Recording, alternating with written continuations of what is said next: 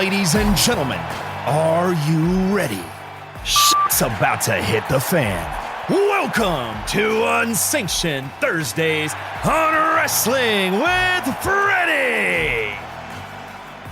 Ladies and gentlemen, welcome to your favorite Thursday show, Unsanctioned Thursdays, brought to you by Wrestling with Freddie. I'm your host, Freddie Prinze Jr. With me as always, psych, he's not here. He's on the road, people. Mr. Jeff Dye, we love you. We miss you. Come back soon. Welcome to Unsanctioned Thanksgiving Thursday. Budget went into that. We're talking about Survivor Series, War Games, and it's also Thanksgiving, especially if you're listening on Thursday. So we'll talk a little Thanksgiving too, what we're grateful for, maybe even give you a simple recipe, maybe teach you how to cook a turkey the right way. I hope you have a convection oven. If you don't, it's a little bit longer. But it is that time to be grateful. Sometime our house is, we call it the straggler house. And it's the place where, like, if people don't have anywhere to go for the holidays, if they can't get home because plane tickets are crazy expensive, or maybe they had a rough year, or maybe they just they're doing fine. They just don't want to see their family and don't want to cook. We're that house. So we've had anywhere from just the four of us, my two kids, my wife and me, to up to 22 people was the biggest one that we've ever done. And as much work as it was, I had help on that one. One of my best friends, I call him my cousin, Joe Huff, Big Joe Huff, we call him. And because he's buff, he helped me out on that one a lot. He even made like fancy French food, like a Chateaubriand, and a turkey. So we got beef and turkey. But that was our biggest one. And the small ones are 4, but I miss the big ones, man. Lately, they've been like 8 to 10 people, and everybody sits down. Everyone gets a chair and a plate of food. I always make sure to make enough, and I always have enough gravy. That's the lesson of this episode, is gravy. Y'all make a good gravy. Trust me. I know you do, but you don't make enough. You run out. You can't just have gravy for Thanksgiving. You have to have enough for leftover gravy. That's what makes the sandwich. That's what makes the mashed potatoes the next day, because you know you're going to have leftover mashed potatoes. What the hell is a mashed potato without gravy? What is it? It's just spuds. That's it. You hear that awkward silence?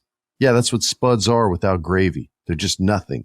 So gravy is really important, y'all. Even if you have to do packaged gravy and you can't get enough pan drippings, that's fine. But if you use like a stock while you're basting your turkey, you can add more of that same stock to those vegetables.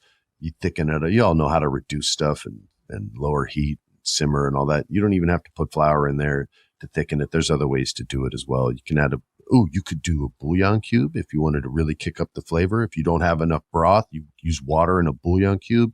Gravy. All right. I feel like Otis from the WWE talking about gravy. All right. Survivor Series, guys. It's going to be an easy one. The men's war game match. The Judgment Day, which WWE has done a really good job on. Their whole story got blown up when Edge got hurt before Edge went to AEW, and they had to kind of fix it on the fly, and they've done a great job. And Finn really stepped up big time. Damian Priest, we know who he is. Dominic was a wonderful surprise, but Rhea Ripley became the star and the lead of that show, so to speak, that movie called The Judgment Day. And they've just done a wonderful job with this. And now they've brought in this other kid, JD McDonough, who should be a member by now. He's done enough to earn it, but hell no, he's not. It's Judgment Day and JD McDonough. And they're going to duke it out with the World Heavyweight Champion, Seth freaking Rollins, Cody Rhodes, Jey Uso, and Sami Zayn. My crush on him continues. He's the best. I love Sami Zayn. He is the heart of the people. He's the John McClane of wrestling. You guys know John McClane from Die Hard. That's Sami Zayn, basically. We love him. And I think they're going to win. The Judgment Day is going to take a loss. Yeah. You know what would be crazy? Nah, that wouldn't work. That's just a bad idea. Well, I'll share my bad idea. Like, what if Priest cashed in on Seth Rollins in the War Games match? Would that even be possible? Like, if Seth was the first one in, but there were already like 2 of the Judgment Day in there, could they both just whip his ass and then Damian Priest cashes in and becomes world champion and the match has to continue? That would be sick. That's a really shitty idea. But I told you I'd share the bad ones too. Anyway, that's one of the match. Then we're also going to have the women's world champion, Rhea Ripley, who's going to be the sole winner of the Judgment Day as she takes on Zoe Stark, who I like. I think Zoe Stark has a super unique look. Well, that can't be super unique. You're either unique or you're not.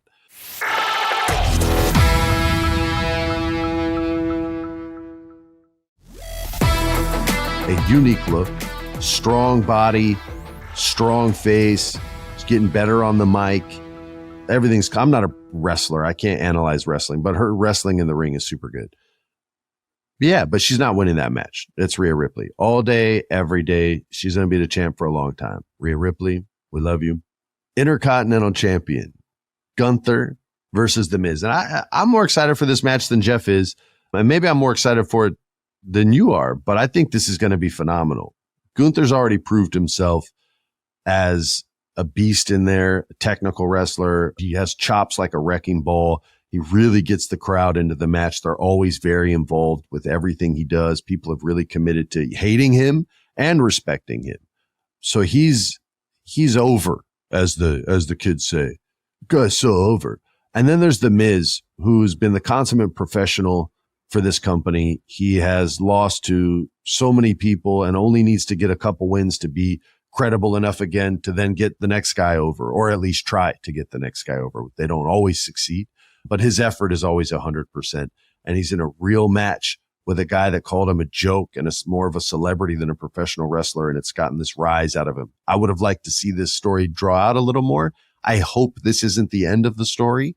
I do think Gunther's going to win the match because there's no reason to take the belt off him now. He's doing wonderful, unless you want to send him after Seth Rollins or something, which doesn't make sense right now.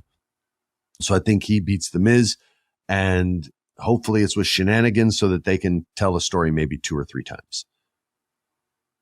The Women's War Games match. Bianca Belair, Shotzi, Charlotte Flair, and who could she get? Who would she call? Oh, that's right. Becky Lynch. Shocker. And versus Bayley, Io Sky, Asuka, and Kairi Sane, who is returned to the WWE. She has a sick elbow, the insane elbow off the top turnbuckle, and she's the reason that Io is still champion. So she's a member of their group now, Damage Control. And these women are going to go in there and kick that living crap out of each other. It's going to be tons of fun. And I'm going with the heels. Bayley, Io Sky, Kairi Sane, and Asuka will win the War Games match. And finally, Carlito versus Santos Escobar. And this is the LWO implosion. Escobar turned on Rey Mysterio. He's now facing the first member of the LWO, Carlito. He's going to beat Carlito. I'm telling you that right now. They're going to make Santos look strong here. And then he's going to be standing on his own 2 feet as a power heel. And we're going to see where he gets to go. And I really hope they get behind this guy. He had a promo on Friday Night SmackDown that was really well done. He dealt with the crowd that was doing the what chant. I still don't know why the crowd. If you like wrestling, I don't know why you do that. If you do something that's going to, like, imagine interrupting someone in a movie or a play, like in the middle of a speech, and liking them at the same time. You wouldn't do that. So you either don't like the wrestlers and that's why you're doing it, or you don't like wrestling, and which is weird because you bought a ticket and showed up. I still don't get the what thing. I get crowded.